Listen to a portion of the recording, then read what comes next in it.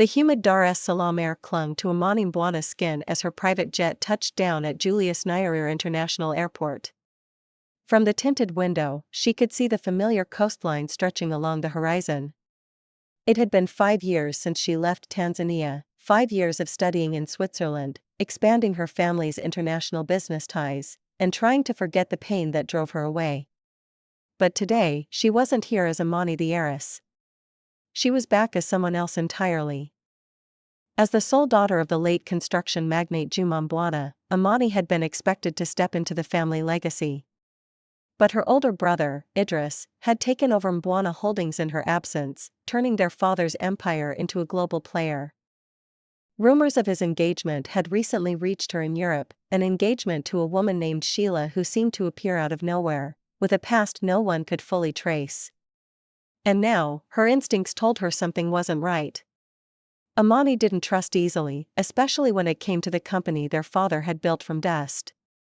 That's why she was returning undercover. She removed her diamond earrings and slipped them into her clutch before stepping into a cab. No one could recognize her. Not the hotel staff, not the media, and certainly not Sheila. Her plan was simple. She would work as a waitress at the Mbwana Pearl, the family's 5-star beachfront hotel, for 2 weeks. She would observe Sheila without the filter of staged dinners and public smiles. If there was a secret, Amani would find it. She looked at her reflection in the cab mirror and pulled her curls into a loose bun. "No one must know who I am," she whispered. "Not until I know who she really is."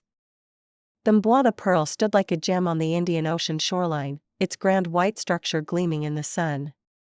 As Amani approached the back entrance, she kept her head low beneath a plain baseball cap. Her high-end designer shoes had been traded for simple flats, and the elegant perfume she wore was replaced by a modest scent of shea butter.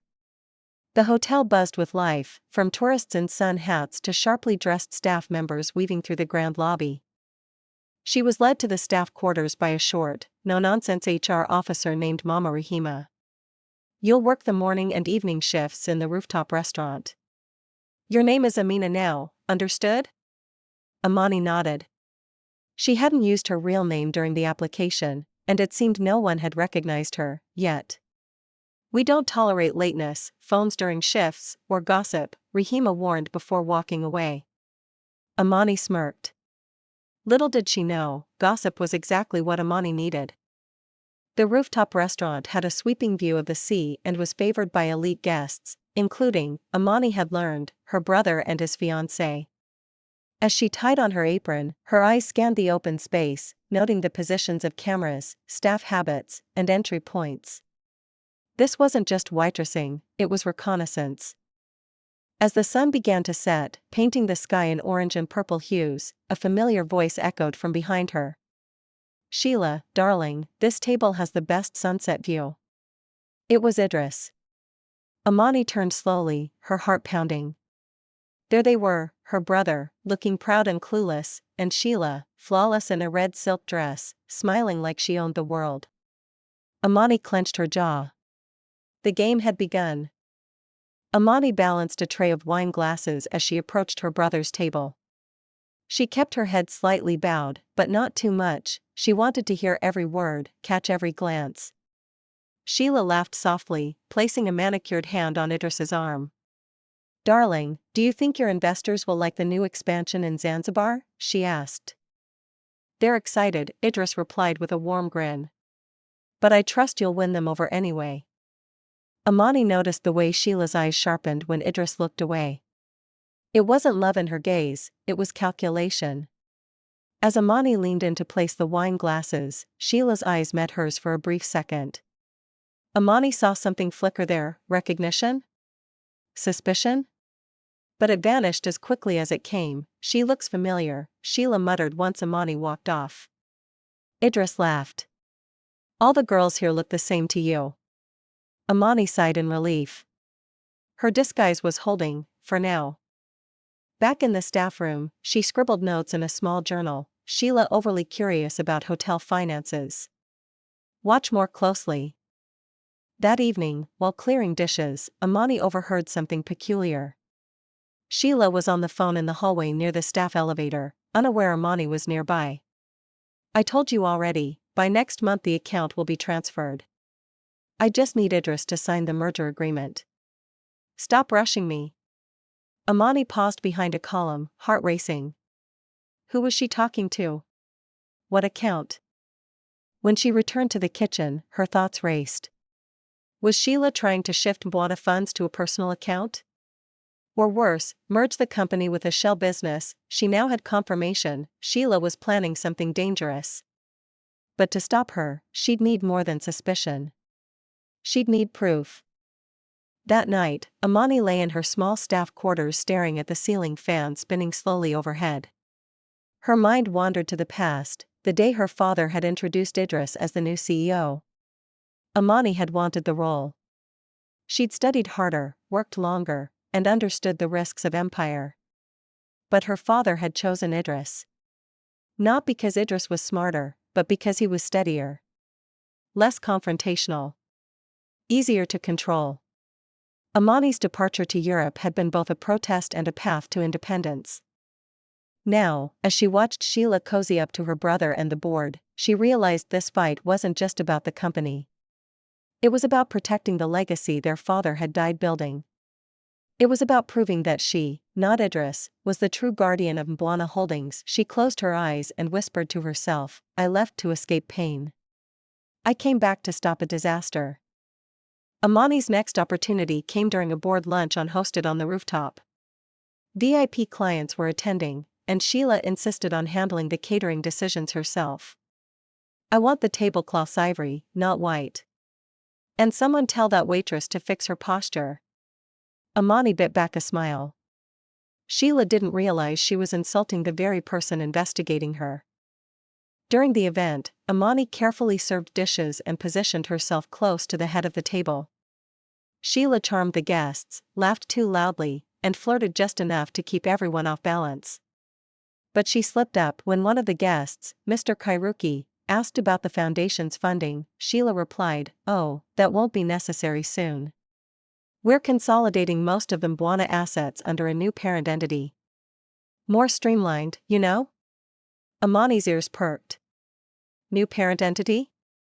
That wasn't in any corporate plans she'd seen. Later, she texted a trusted contact at the bank using a burner phone. Can you check if Sheila Kimuro has opened any new accounts or companies in the past 6 months? By the next day, Amani had a reply. Her contact at the bank had discovered something. A dormant company called SKM Capital Limited, opened 3 months ago with Sheila listed as primary director. The company had no operational history, but it had a foreign bank account linked to it. Amani's heart sank. This wasn't just greed, it was theft in progress. She decided to confide in someone, Fatuma, the hotel's night shift manager and an old childhood friend. She called her late into the night, meeting her on the beach under the stars. You're undercover?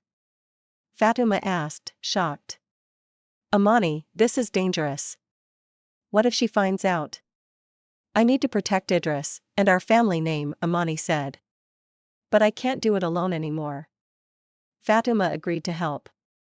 But you'll need more than hearsay. You'll need digital proof and witnesses. Amani nodded. The storm was coming. The next morning, chaos erupted in the hotel kitchen. Eggs spoiled, meats missing, glassware broken. The rooftop restaurant couldn't open. Amani suspected sabotage, and she had a good idea who was behind it. Sheila wants to make staff look incompetent, Fatuma muttered as they surveyed the mess. Maybe to push for a private management team once she's married in. Amani had enough. She went straight to the security control room and convinced the guard on duty, an old driver from her father's days, to let her check the camera logs. What she saw shocked her.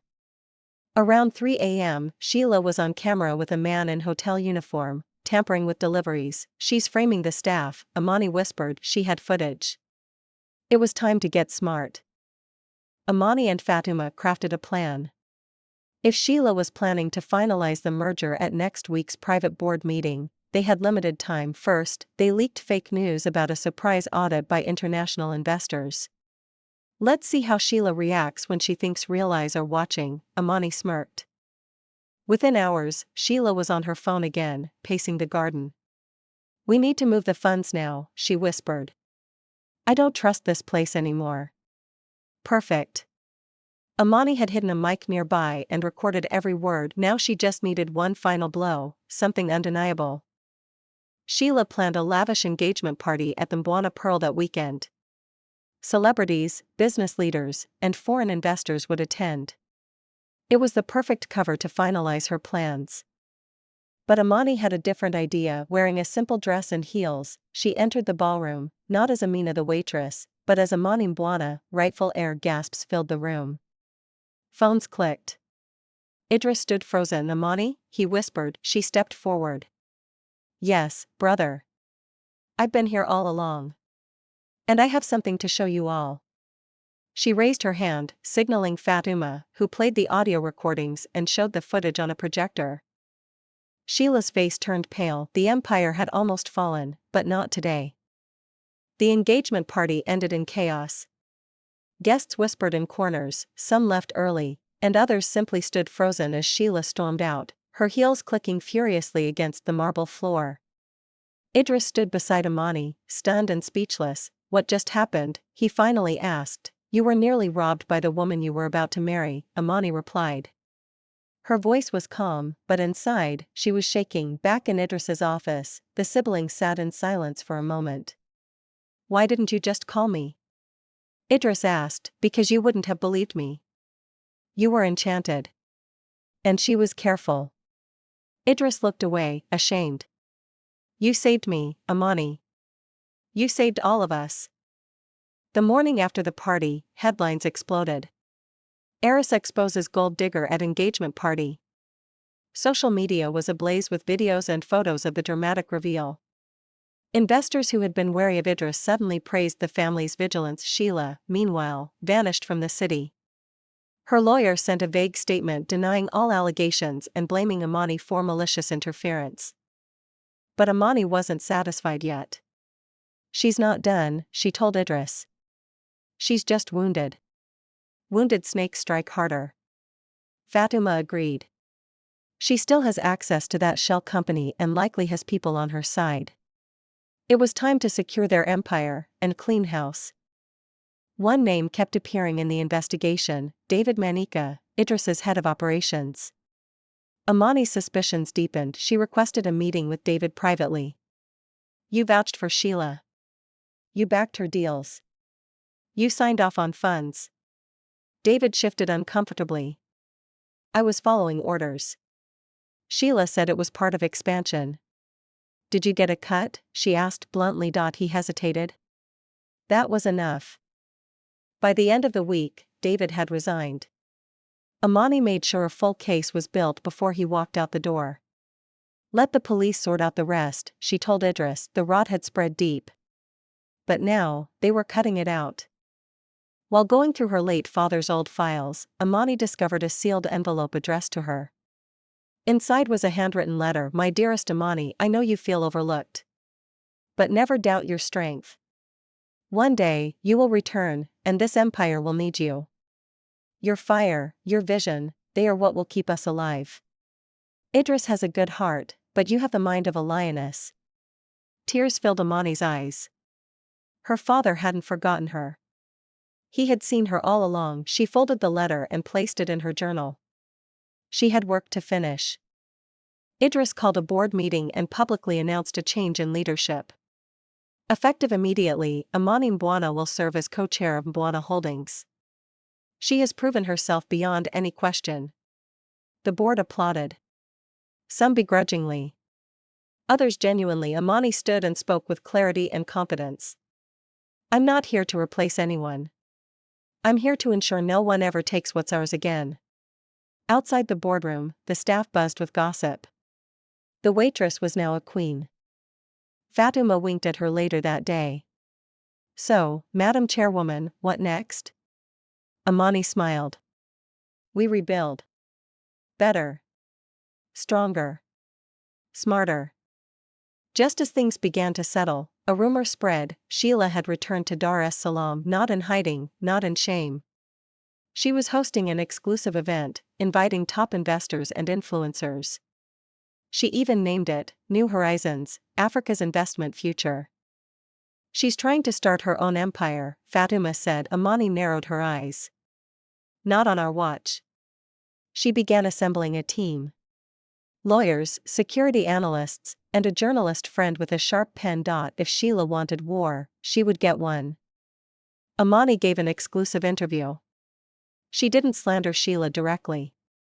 Instead, she told her story, how she had returned home, disguised herself, and uncovered a betrayal. She spoke about the importance of legacy, integrity, and vigilance. The media loved it. Sheila is losing the narrative, Idris said. Her event looks desperate now. But Amani knew better. Desperate women are dangerous. Sheila was cornered, but not yet defeated. And Amani wouldn't rest until every door to power was closed to her. Amani decided to attend Sheila's event, this time not as a waitress, but as herself. She arrived in a striking green dress, her presence turning heads. Sheila noticed immediately. How bold of you to show up. Just returning the favor, Amani said with a cold smile. As the event unfolded, Amani observed. Sheila had a new investor, French, wealthy, and unaware of her past. Amani made sure to slip a flash drive into his assistant's bag. Inside? Every file, audio, and image of Sheila's scheme. By morning, the investor had pulled out. Sheila's empire cracked before it began. With Sheila's network crumbling, the Mbwana name was stronger than ever. The family business expanded into green energy, education, and social impact. Amani led the charge. She was no longer just the girl in the background. One evening, Idris called her to the rooftop. Thank you, he said. For everything. She looked out at the sea. I was never trying to take your place, you know. I know, he replied. But you deserve your own throne. She smiled. Then let's build a kingdom that lasts.